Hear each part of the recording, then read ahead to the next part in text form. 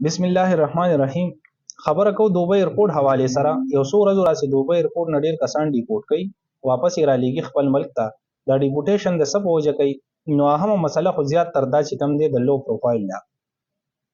دوبۍ یو انټرنیشنل ملک دی، نو موږ له پکار دادي چې یو انټرنیشنل ملک ته ځو چې کم از کم د هغه ملک د معیار مطابق ځان برابر کړو. پکار دادي چې خپل پین شرټ بهتره خبره ده چې پین شرټ واچو. که پین شرټ نه نو کم از کم د کپلو هغه سټایل داسې جوړ کو څنګه چې سړی واده لزي او ځان برابرې خپل وخته برابر کو، سپریمره پزانو کو، بوټان واچو، پاکه صفا کپڑے واچو.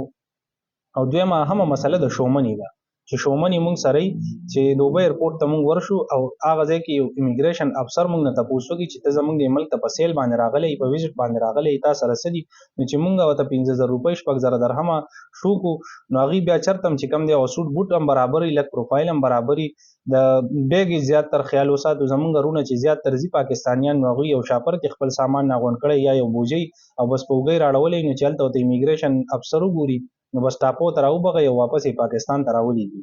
نو پکار داري چې خپل په ویزټ باندې کم از کم 1.5 لک روپۍ راځي چې دومره خرچه ځان باندې کوو چې پروفایل خپل داسې برابر کو او پیسې ځان سره جب کې شومنی واخلو نو غي بیا چرته چې کم نه کس نه دی پوي.